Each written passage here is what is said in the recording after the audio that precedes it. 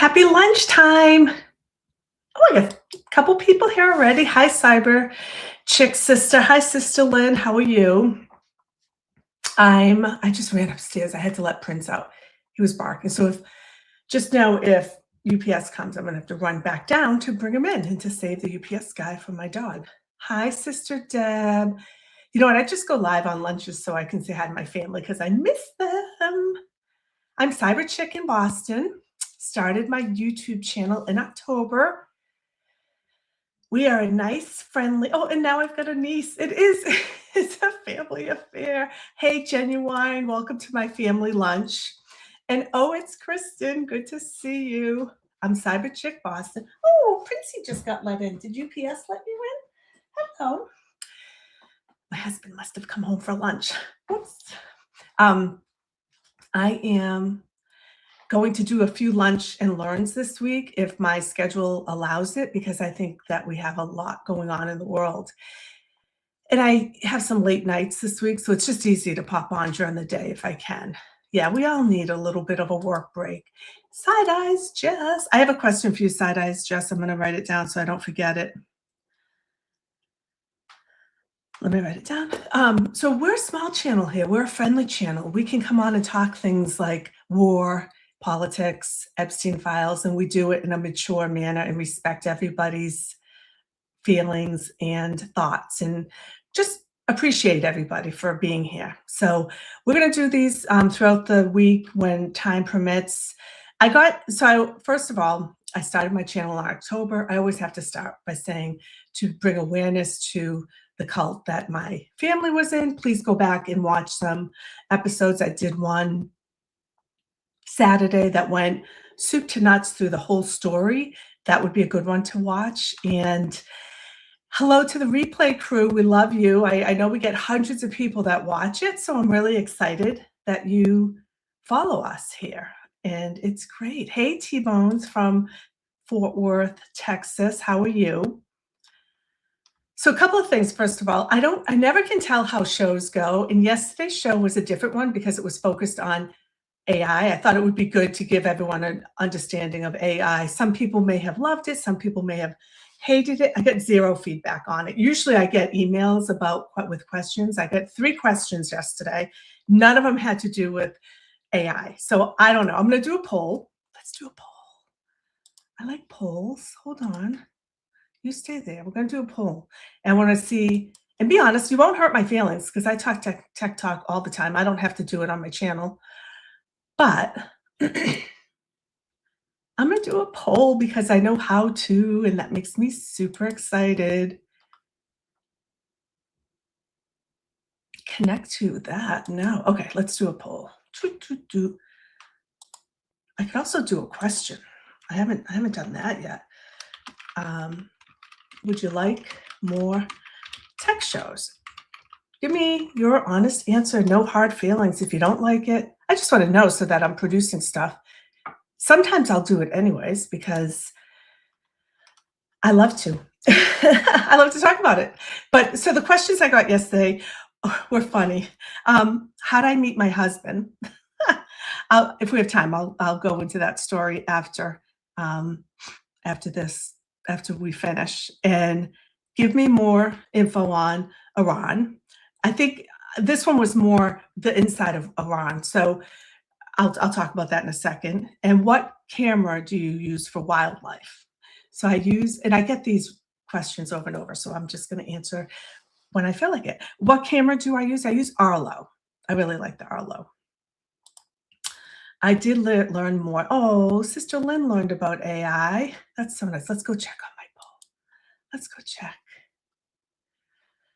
Oh, people liked it. Okay. It's so funny because I just can't gauge because, this it's interactive with the chat, but there weren't a lot of AI questions. So I'm like, people understand this? And there's actually another layer below what I talked about. Hi, Princey.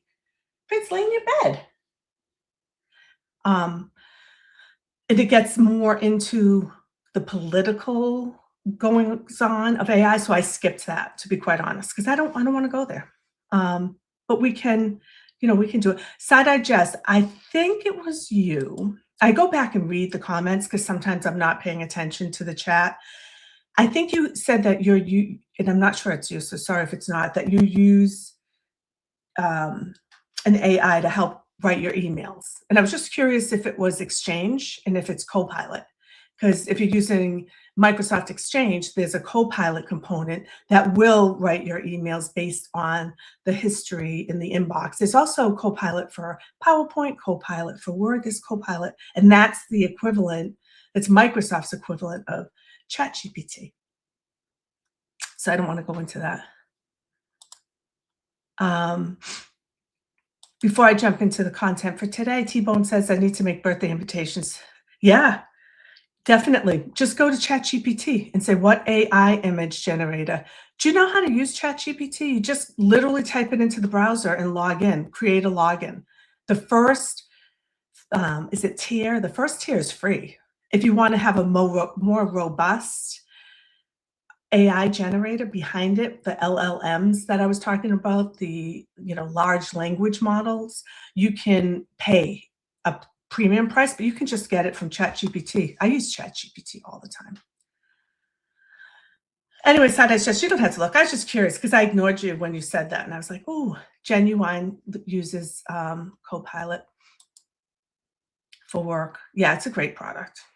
Okay, I'm not supposed to talk about it. Hey, Sherry, nice to see you. Semantex is in the UK making dinner. Thank you for listening. I appreciate it. Genuine says, I think my husband is going to dump me for ChatGPT. Can I tell you? My husband uses it for everything. He's like, I don't even need a doctor anymore. I'm like, oh, no, you still need a doctor. He uses ChatGPT for everything. Let's see, what else was I going to? Oh, the question about Iran and the regime. So I don't know. I assume that everyone kind of knew what the extremists over there have been doing since 1979, but maybe you don't. So to give you some insight, this severe repression, especially towards women. And if you know my channel, I have zero tolerance for that bullshit, and I'm very pro women and equality. And if I lived in Iran, I would not be able to walk around like this. I would not be able to do this. I would not be able to show my hair. I would not be able to wear my nail polish. If I were to go to court with my husband, I'm only counted as half a person and he's counted as one person. And that's not even the worst of it. They force they deem girls as young as 9 old enough to become adults and they can marry. And that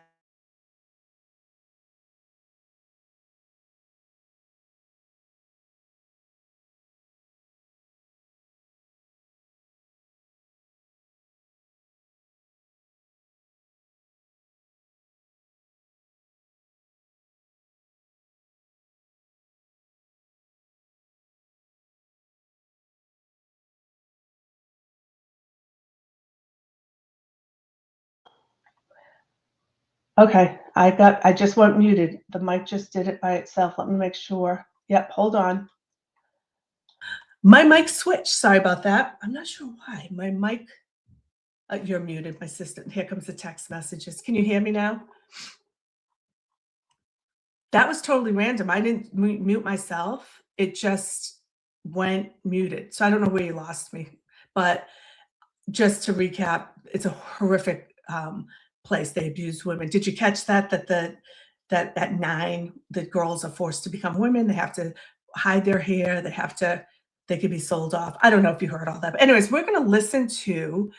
So that's what I was talking about when I say I'm conflicted, because I don't want us to be at war, and I feel like we can't fix other countries' problems, and they need to stand on their own, and it needs to be fixed by every single other country. But then I see these women being abused and systematically not being able to get out of it, and I have grave concerns, and I want to help them.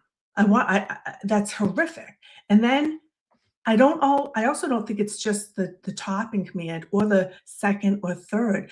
You actually see men in the society, the morality police, that are are coming in arresting or giving lashes to these women for wearing nail polish, and then they wind up in a detainment center and they're abused there sexually. It's I want to fix it. So I do want involvement, but do I want my husband or my sons to be drafted? No. So I'm not giving you answers. I'm only talking about the problems. And they are repressed and they don't have a means to fight against it. But so are all the other countries. Are we fixing everyone's problems? But maybe we can. And if we can, that's fine. What is the plan? What is the plan to go in and not only kill the top guy, but to implement a system where that just stops? I think that in Iran, they killed 30,000 people last month, or within the last 6 months. There was a protest. They killed 30,000 people. Inhumane. Terrible. Anyways, how come every time we talk, we're going, thank God tomorrow night's sister night, and we can have fun. We're going to play games tomorrow. This time we are, because Sister Deb has taken the wheel. And Sister Lynn has given her the wheel, and she's got a plan. So we might actually have game night tomorrow night. So we're going to listen to, oh my goodness, that's me. Hold on, I have to get, let's see how the poll's going. Okay. So 88% say yes, 12% say, no, we hate your tech show, go away, which is fine. I'm not taking it personal. I want to know.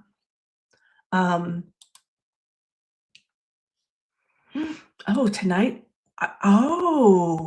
BHB is doing a makeup tutorial. That'll be fun. Oh my God, that would be so fun. Okay. We are going to go watch something. I had it teed up, but then I went and did a poll and it went away. So I have to tee it up again. Sorry about that. Sorry. Okay, here it is. What's your name? I want to go to your show. I don't want you to come on and... Oh, no. Stop playing. All right, let me go to her show. There we go. Okay. I was watching this live and I thought I'd stopped watching it. And I said, I'm going to stop it. I said, I'm going to watch it with my people just to see. So hold on. I honestly did have it teed up. You know me, but had to do the poll. Let me go back and make it bigger. Let's watch this together. Suzanne has a lot of insight. She used to live in Iran. I'm sorry. Sorry, Prince. Did you hear that? I knocked something off my desk and my dog jumped. I'm so sorry. Hold on, everyone. Show and the red letter. It's the third day of war with Iran, and we remain in uncharted territory. Ayatollah Ali Khamenei is dead after U.S. attacks, and President Trump is signaling this is just the beginning. He told Jake Tapper, quote, "The big one is coming soon," and suggested that this could last about a month. Defense Secretary Pete Hegseth says it's not Iraq and promises no U.S. boots on the ground and no regime change, but 3 U.S. F-15s have already been reportedly shot down over Kuwait. And leadership casualties are mounting inside Iran. And that is why we have our wonderful guest on today, Iranian-American journalist Suzanne Kianfor, who I've known for most of my career. And she has sources on the ground. She's reported extensively on the region from Dubai for BBC and other outlets. And she is talking to people inside Iran and here at home. And she'll be able to give us an idea of where we are, what it all means. And really, we're going to focus on the women because they may be the ones that could really bring about change. So there's no mistake that I have 2 very successful, intelligent women talking about the issues of women in Iran. I just want to point that out. And we're going to take questions from you at the end. So everyone stick with us and then, submit your questions and we'll take a few of them at the end. So thanks so much for joining, Suzanne. Thank you so much for having me. I've been thinking about this, right? That my entire career, the career that you and I basically started around the same time, I've been building up to this covering the build up to this moment. And it does feel a bit surreal, to be frank. And it feels the same way to people on the inside. And so I have been speaking to people on the inside. There has been disagreement among my sources on the ground about how they would have liked this to have been done. I mean, some are elated, celebrating, literally had war parties, and others are terrified that this is going to escalate into, living in a sort of hell on earth, as one of them said. But again, we kind of need to go back to how we got here. In 2009, there was a green revolution is what they ended up calling it. And this was in the aftermath of an election that the people disputed. It was Ahmadinejad's winning supposedly again. And people poured into the streets. And this was probably the first time where we thought, okay, this is it. There could be real change here. And then there was a brutal crackdown. And years later, that was 2009. So then in 2013, there was a big diplomatic breakthrough between Obama and the Islamic Republic. And we eventually saw the... Oh, it's Kristen. I do think that they're initially happy, but you know what happens in these countries? If they don't trust, someone worse can come in. And that seems to keep happening, especially in Iran. People worse keep coming in, and they don't end up in a better place. So I think there's uneasiness there. Iranian nuclear deal, which I covered this extensively. I was the State Department reporter then, so I was traveling with the Secretary of State. And so we thought that there would be reform after that. There was hope that there would be reform. Now, people who were not fans of the nuclear deal were not fans because it specifically didn't address the ballistic missile program, the ballistic missiles that we are now seeing being bombarded around the region, including on Dubai, where until a couple of months ago I was living, which is like this sort of, first of all, it's 90% expats. And it's I was just there a month and a half.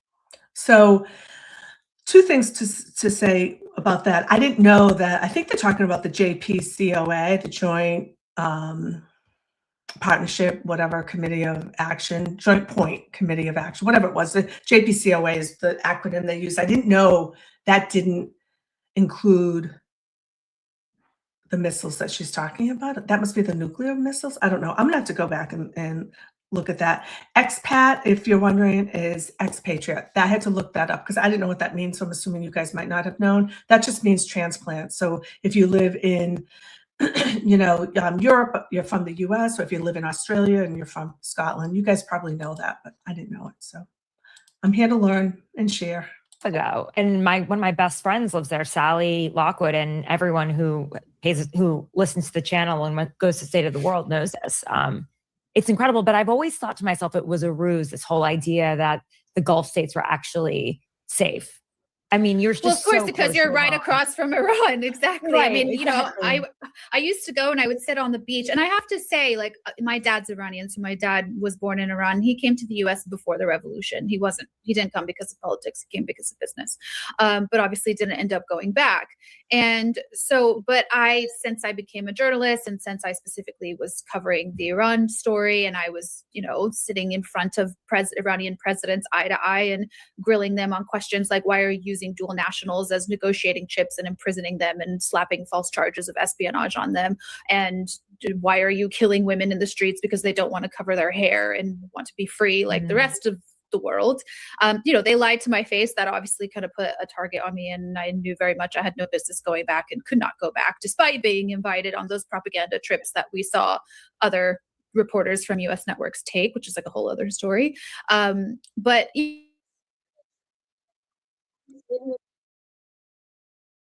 and I can't go. And so it was like this exile. And so anyway, I had just moved to Dubai when the Women Life Freedom movement kicked off, which was when a young woman, 22 years old, named Mahsa Jina Amini, was detained because she had pieces of her hair showing under her hijab, and she was detained by the morality police, and she died in custody. And that kicked off a huge wave of protests. And that literally was the kind of domino effect moment, because the women had been quietly pulling at the thread of the literal fabric of the regime, which is the hijab.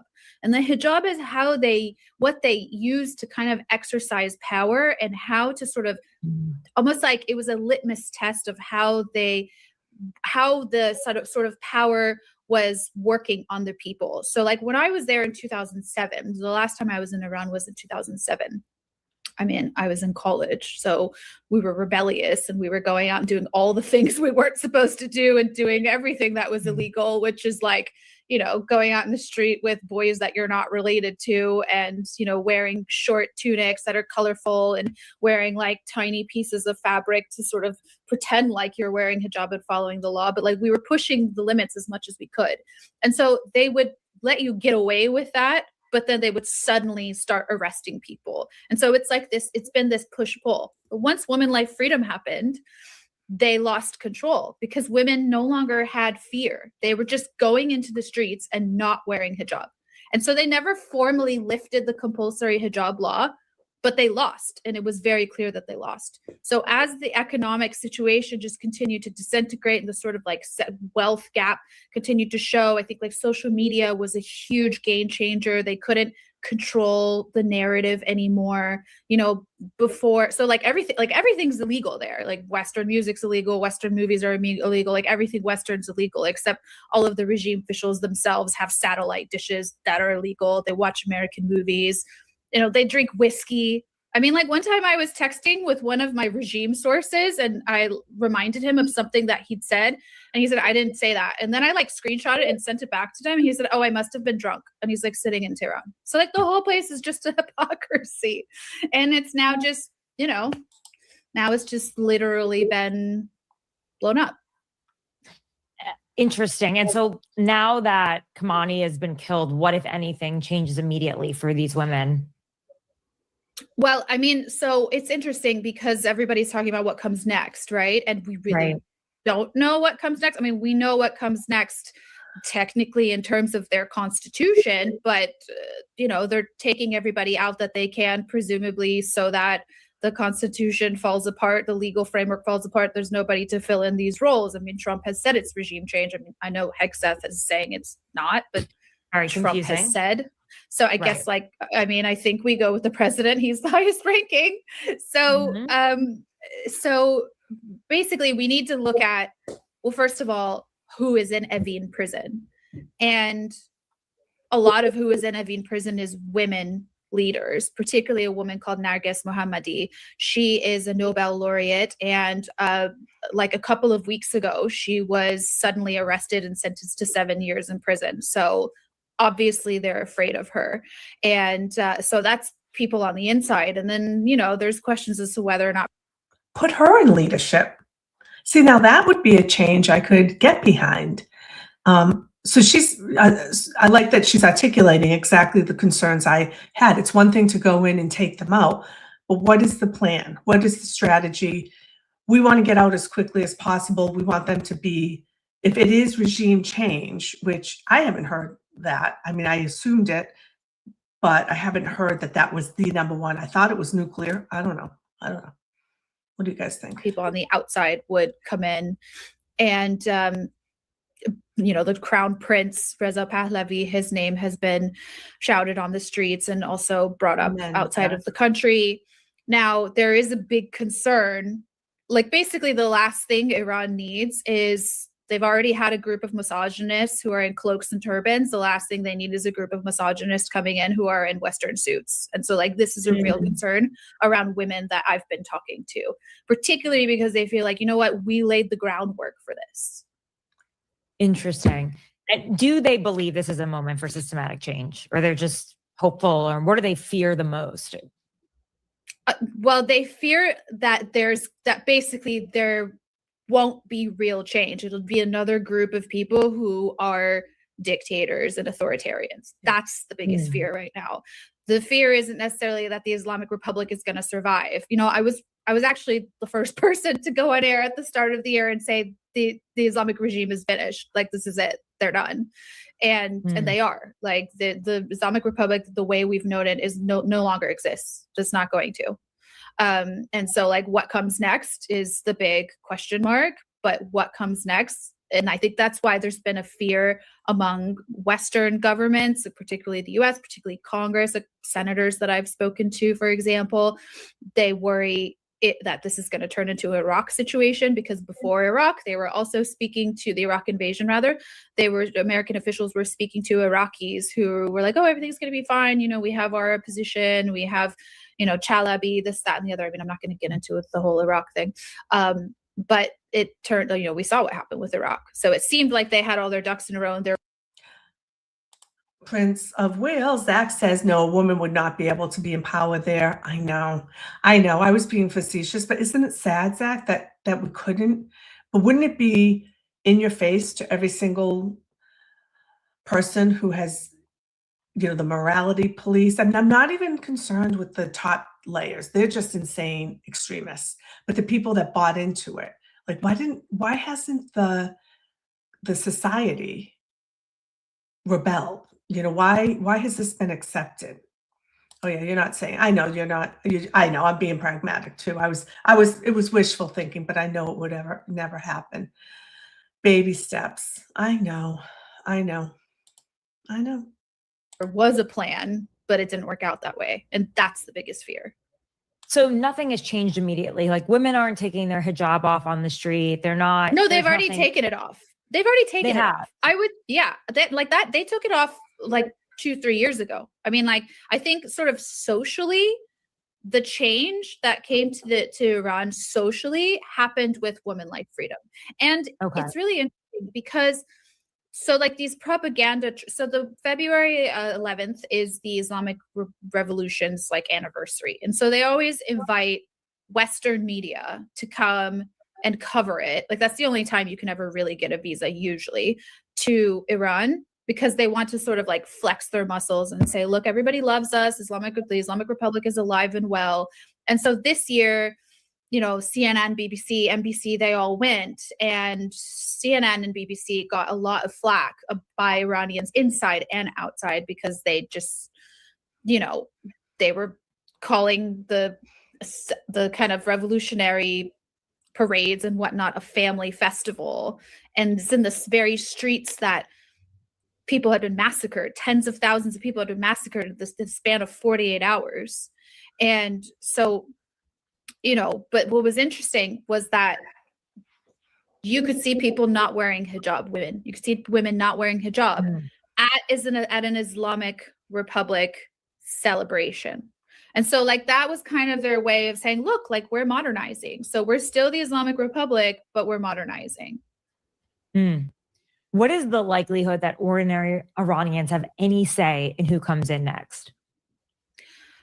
Well, I mean, we hope all the likelihood, because like all of this was for the sake of democracy, right? I mean, the Iranian people want a democracy. They've been calling for a democracy since 2009. The whole reason why a lot of people died in 2009 in the Green Revolution. Similar to the Women Life Freedom movement, there was one woman who became the kind of face of the Green Revolution, and that was a woman called Neda. So like in 2009, it was Neda. In 2022, it was Massa. It's just always a woman. It's like there's always the woman kind of martyr who is the freedom fighter against the Islamic Republic. I mean, I'm just thinking about Venezuela, where leadership changed, but the power structure remained, and if that's a possibility for Iran. So, you know, I saw Jonathan Karl tweeted something that I'm trying to get more of an explanation from the White House out of. He said that Trump called him and said that they had people identified that were going to take over once they killed Khamenei, but now they've been killed too. And so I kind of thought, does that mean that you were intending to make it a Venezuela, like to pull a Venezuela? Because you can't really call Venezuela regime change. The top guy is out, but the rest of the infrastructure is still there. That's why I'm wondering if it's going to be the same thing. Exactly. And I think, so it's an interesting question, because so like diaspora people outside of the country will say, no, absolutely not. There's no room. Like, everybody's got to go. There's no room for reform. Right. No IRGC, no this, no that. But in reality, I mean, IRGC, Basij, like, this is hundreds of thousands of people. And so there needs to be an off-ramp, Like, where do they go? What happens to them? So it's not as cut and dry as we would like it to be. Did you hear my dog bark? I don't know how good my speaker is, my noise canceling speaker. He made me jump though. He barked really loud. I just want to say that I love articulate, intelligent women, and I love that we're just getting a sneak inside. I like learning. I'm surprised to hear her reporting that the hijab's not worn there, because the report, so it's all propaganda. You can't believe some of the things that you see and hear. So I'm confused. Yeah. And does war suppress, grassroots movements, the kinds that were so central in those 2023 protests? I mean, how can they really lead reform movements when they're dealing with strikes all day long? Well, exactly. So I've been texting with one of my contacts on the ground, who is basically saying, why is the US overthinking this? Why is everybody overthinking this? They just have to bomb the warehouses, take out leadership, and then the people will take care of the rest. And I'm like, okay, what does that mean in practice? Does that mean people first of all, the internet's very spotty in and out. It's difficult to actually coordinate. But then again, in 1979, they didn't have internet, they weren't WhatsApping each other, and students went and stormed buildings, and, that's how the 1979 revolution happened. And then they brought in the Ayatollah from Paris, and that was how the sort of coup took place. That's how the Shah was deposed. But obviously the Shah and all of his people fled, similar to what we saw in Syria. Assad fled. Obviously now there isn't a worry about what happens with Khamenei because he's dead, but everybody else. So what happens to everybody else? And so basically this contact on the ground is saying that you just have to leave it to the people. The people will go and they'll take care of them. And I'm thinking, well, they don't have weapons. So are special forces going to get weapons to them? Who are they getting them to? There isn't a concentrated leader. And so it's interesting because I'm on the outside sitting here, I guess trying to kind of game this out, but on the inside, they're not thinking like that. They're so angry. They're so amped. They're so angry. They just want to take them out with their bare hands, and it will get bloody. Suzanne, that's what I'm trying to do. Isn't that funny? I think different minds work in different ways. I want to see the plan. I want to see the strategy. And I think we have the right as American people to a high level overview. Obviously, we can't have the ins and outs and the details, but just to know at a high level there is a plan would really ease my nerves at night. They want revenge, frankly. They watched their sons and daughters be massacred in the streets, and then in order to go and get the bodies of their sons and daughters who'd just been massacred in the streets with these particular bullets that they could get multiple bodies at once, they then had to go and pay to receive the bodies of their loved ones, to pay for the price of the bullet. It's just mind-boggling. That's really so disgusting. That's the level of rage that the people have. Yeah. Do you think that if there are more casualties, U.S. casualties, the U.S. will stay in Iran? They will continue the strike for longer? I mean, I have to say, as an American, I'm very concerned at some of the rhetoric that I'm hearing. Yes, Side Eyes, thank you for pointing that out. I do appreciate the questions they're asking, and they're not being polarizing. That's why I thought, oh, this will be a good one. Because some people, even if I believe what they're saying, I'm like, you can't say it like that. You have to be able to have adult conversations. And honestly, it's just, let's get to the facts. Let's get answers. Let's get to the facts. I like these two. They're going to be friends. It feels like President Trump is preparing us for more casualties. But plus I'm a little mad at Aaron. I mean, he's married. Who's going to break that to Nikki? Someone's going to tell Nikki that her future husband's married, and it's not going to be me. Just kidding. We're going to listen to Aaron later. Listen, as an Iranian, I know how horrible it is there and how grateful the people are for liberation. Like, that's what I've been told. In 2005, actually, I was in Tehran, and it was my first trip. So my first trip, actually, no, I went when I was a child too, but I don't really remember it. But in 2005, I was in Tehran, and the traffic was really bad. And to the point where you could literally just have a chat with the guy in the car next to you. And so my uncle just struck up conversation with the guy in the car next to us and proudly said, "Oh, look, this is my niece. She's coming from America."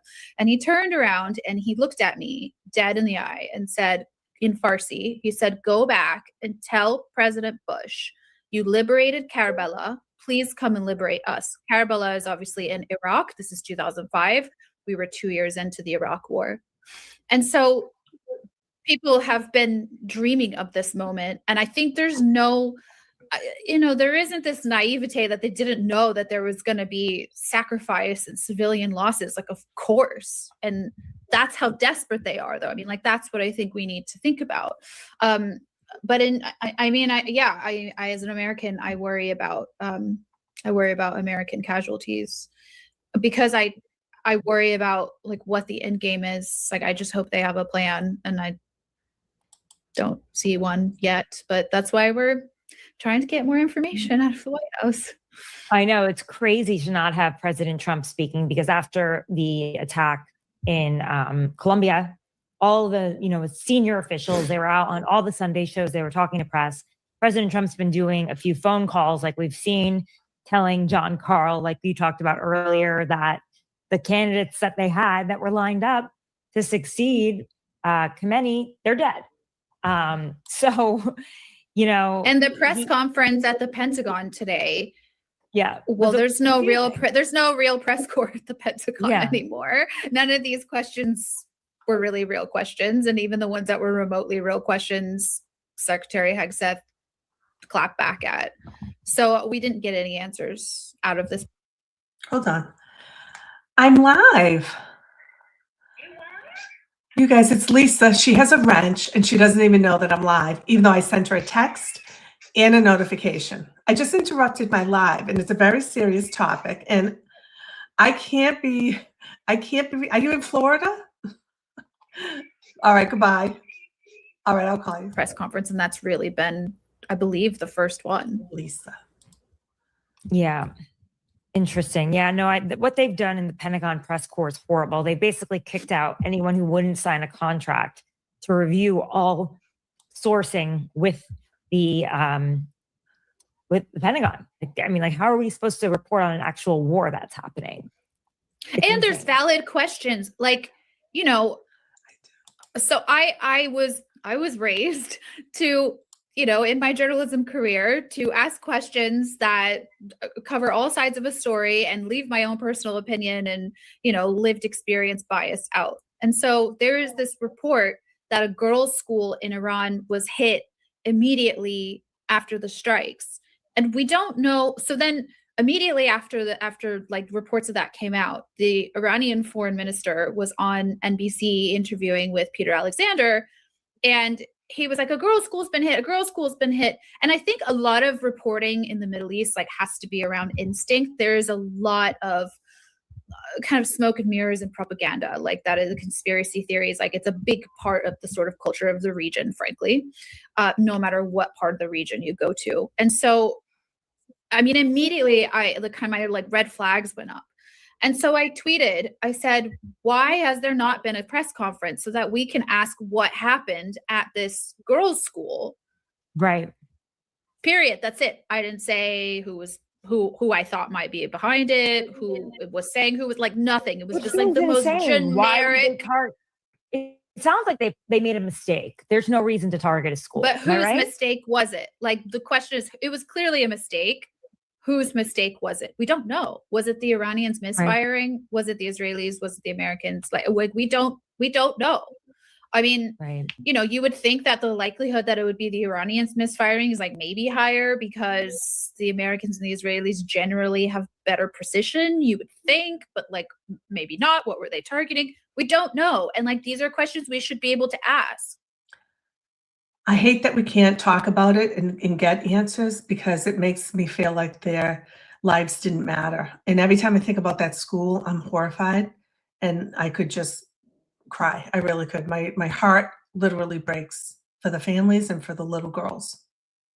And we do have a right to know why and how. Like this is America. This is a land of free press. We're the beacon of democracy. Yeah. I'm just in shock that I'm just in shock about the response that Iran, like how this has become a multi-country, like Hezbollah's bombing outside of Beirut. Iran was ready to attack and retaliate. This is not some sort of like easy, clean, surgical war that they've entered into. This is not like what happened in Colombia. And I wonder if Venezuela. I wonder if they got a little high. Yeah, I think they got a little too high on themselves and thought that after taking out Maduro and thought this would be the same. But they underestimated the fact that Iran is a country with 70 million people strategically positioned in the Gulf and with a lot of allies across the region. I mean, so when the nuclear deal was reached in 2015, I was talking to an administration official who said to me, don't you think this will lead to reforms? Don't you think like some good will come out of it? Some change will come out of it? And there were some ironic accidental breakthroughs. And one of those was that the regime became completely exposed after that. And the reason for that is all of the sanctions relief that came out of the deal didn't go to the people. It went to strengthening the proxies in the region. So it went to strengthening Hezbollah in Lebanon, where I used to be based, the Houthis, the Kataib Hezbollah in Iraq. I mean, like they have proxies all over the region, precisely preparing for this day, expecting this day to come.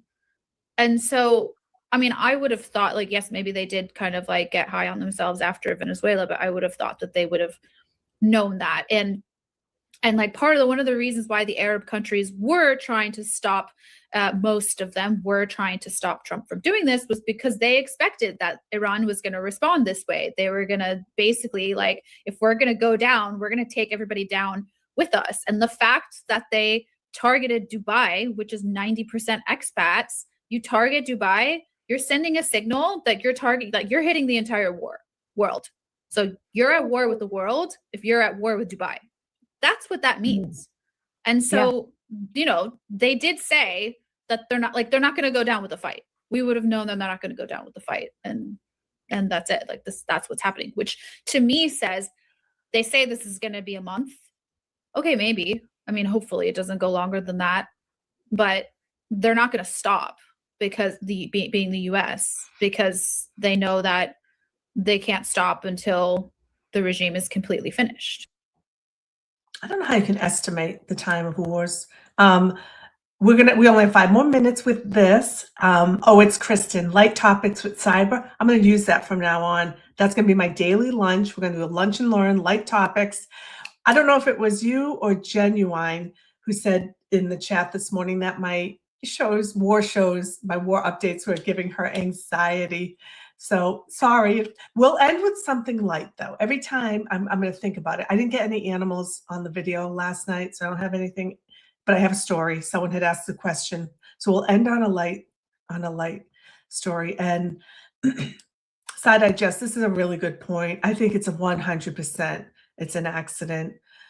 I mean, how could it not be, right? But it does matter, like, well, whose accident was it? I think I heard today that 3 American fighter pilots were hit. No one was injured seriously. I don't know how. I mean, hundreds of millions of dollars worth of equipment, but they were hit with friendly fire. It happens. We need to capture that intelligence and learn from it.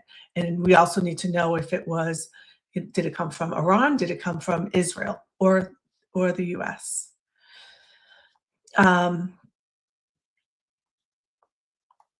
Yeah, whatever the initial estimate. That's what I think, T-Bone, 100%.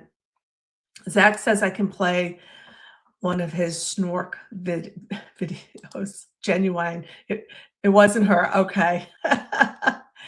Oh yeah, that's right. You're a military spouse, so it wouldn't be you. What am I thinking? Our thoughts and prayers are still with you. I think it might have been, oh, it's Kristen. I don't. It's fine. Whoever said it, it was funny. I'm like, I'm sorry. My light topics. Okay. Well, I want to open this up to some questions. The last 5 minutes that we've got on the live. Anybody drop in your questions right now while we have Suzanne. And we have a comment from Tom Crown. We're going to put him up on the screen. And I'll wait a second until we throw him up. Thanks for participating in the conversation, Tom. He says, I think the average Iranians see this as an attack on their country by USA. What should have happened is that this country should have seen the protesters. I'm not sure what he meant by that, but we didn't. Instead, we attacked the country. I think he means that this country should have helped the protesters. What do you think? Or seated is maybe what he said. Yeah. I mean, I think, yes. So the country should have, excuse me, the US should have supported the protesters. Supported, yeah. What does supporting the protesters look like? It looks like getting them Starlink. Sorry, I've got like a frog in my throat. It's okay. It looks like, you know, keeping them online. But at the same time, again, like, you can't bring a knife to a gunfight. Fair. Okay, guys, we only have a little bit more time, so throw in a good question. We've only got a few more minutes left from Suzanne. I actually wanted to no, go ahead. No, what were you going to say? So I wanted to, I've been thinking about his question a little bit more, because what's interesting is in the lead up, there was kind of anger that, oh, they're going to attack. There were some people, not like most people weren't like this, but there were some people who were saying, oh, they're going to attack us and we don't want war. And like, why is the US always like, you know, causing drama? And then when Khamenei was killed, one of these people who didn't want war, so to speak, sent a video of crying tears of joy. That's just to show that there's such a range of mixed feelings.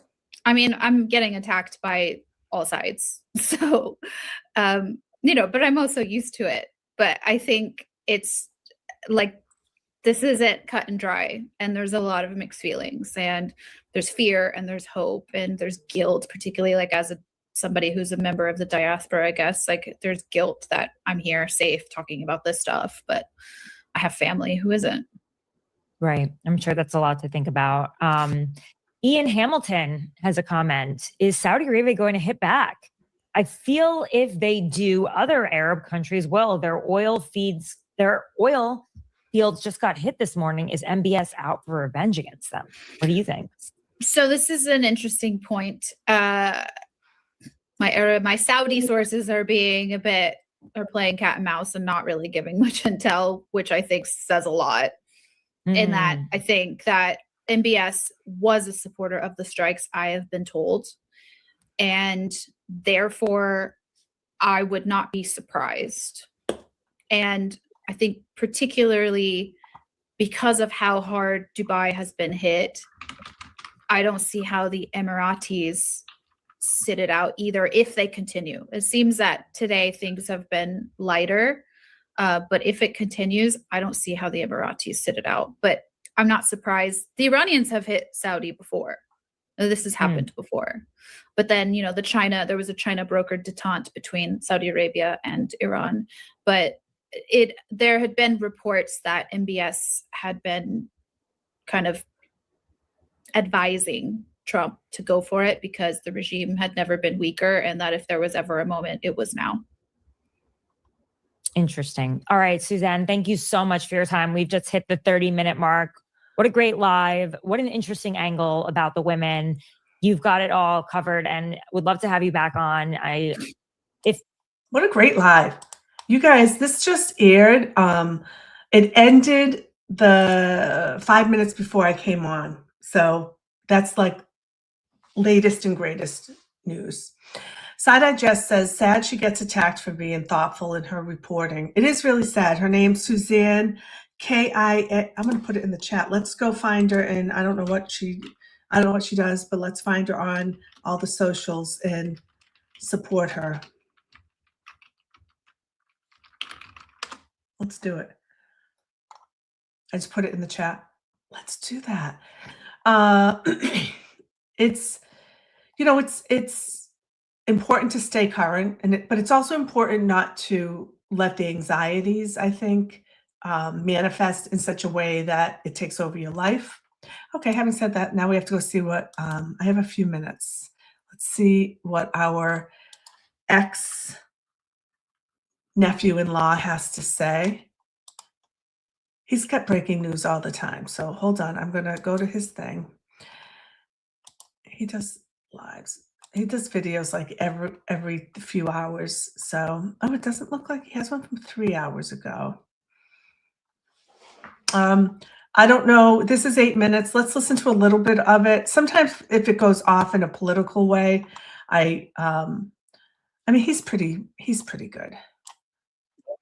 I know we have major developments, but I have to do it the way I have to get you on screen. Then I have to hit share, go back to add you. Whoops. Okay. Yeah, we're going to give her all the likes. We like her. We're going to follow her. We're going to learn from her. All right, here's Aaron. His is short. His is less than 8 minutes. Developments right now regarding the war in Iran. The Pentagon's narrative over why it launched strikes in Iran has been completely undercut. Why? Well, because this weekend, the Trump administration argued that strikes on Iran were necessary as preemptive strikes to stop Iran from striking us. Well, the truth is very different. The truth is there is zero intelligence, and Pentagon officials confirmed that to Congress over the weekend, that Iran was planning on striking Israel or the United States. And it begs the question, why did the United States strike then? We may know the answer, and the answer may be because Donald Trump wanted to kill the Ayatollah before the Ayatollah was able to kill Trump. Now, at the same time, the future of Iran is more uncertain than ever because the president of the United States has acknowledged that his, quote, second place and third place candidates to lead Iran were also killed in the strikes. And so now we don't know who will lead the country. All while Pete Hegseth, the Secretary of Defense, now claims that the goal of the war in Iran is not regime change, despite that being explicit in the president's announcement Saturday morning. Make sure to like, comment, share, and subscribe. A lot of news right now. The more you like, the more people see, even if you don't like the news. Subscribe to my Substack. Click the link below to support my work. I'm working around the clock, and right now need your support more than ever. Major developments right now emerging. First, Pentagon briefers acknowledged, according to CNN, to congressional staff, that Iran was not planning to strike U.S. forces or bases in the Middle East unless Israel attacked Iran first, undercutting the administration's argument Saturday that Tehran was planning to potentially strike the United States preemptively and posed an imminent threat. Senior administration officials told Congress essentially that the United States chose to attack Iran not because of any preemptive strike that Iran was going to launch against U.S. interests. Now, that is significant because over the many hours after the strikes began, the administration paraded out surrogates, including folks like Scott Jennings, who received, according to his sources in the administration, information that the reason why we struck Iran was because Iran was going to strike us. That's not true. Even the Pentagon is privately acknowledging to Congress that Iran was not planning on striking the United States of America, and yet we did so anyway. And it begs the question, well, then why did the United States strike Iran? What is the justification for it? And before I get to what I think the justification is, this is actually even more significant because the way the Trump administration gets around getting congressional approval in a case like this is by saying they launched a preemptive strike. That's the way you get around it.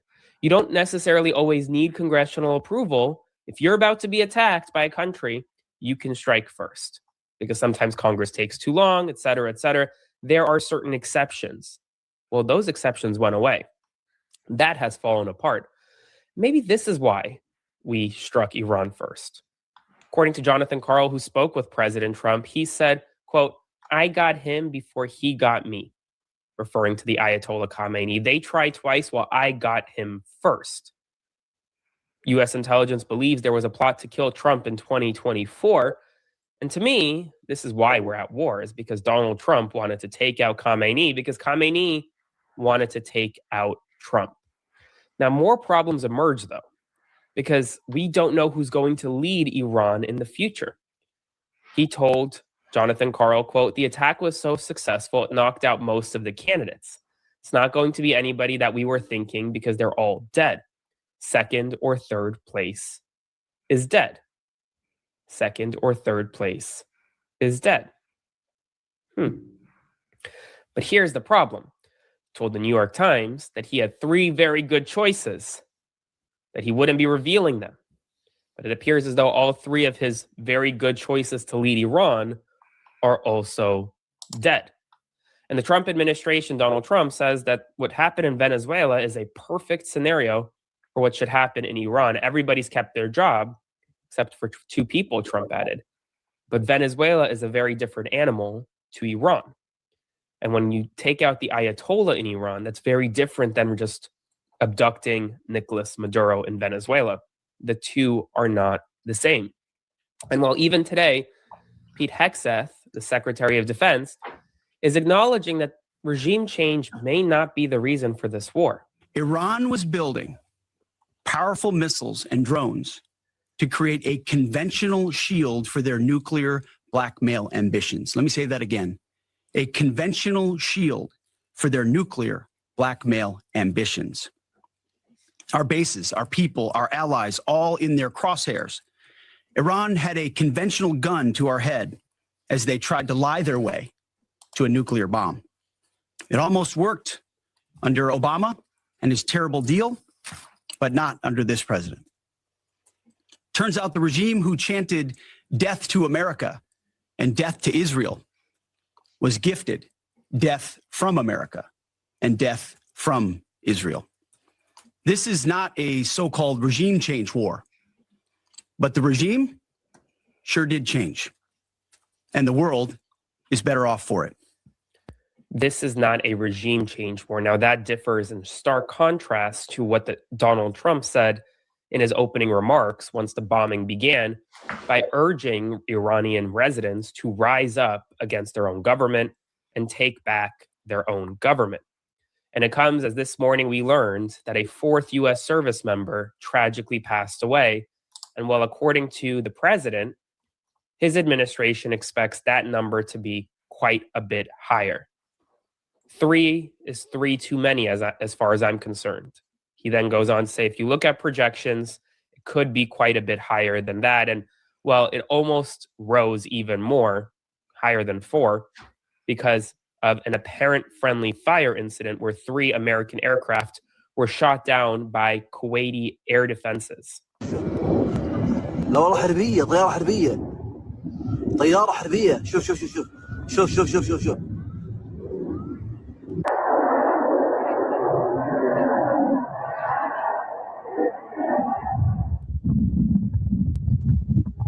يا جماعة مظلين طاح من الطيارة لو نازل من الباراشوت صدناه على الباراشوت شوف هذا أمريكي طاح بصاروخ.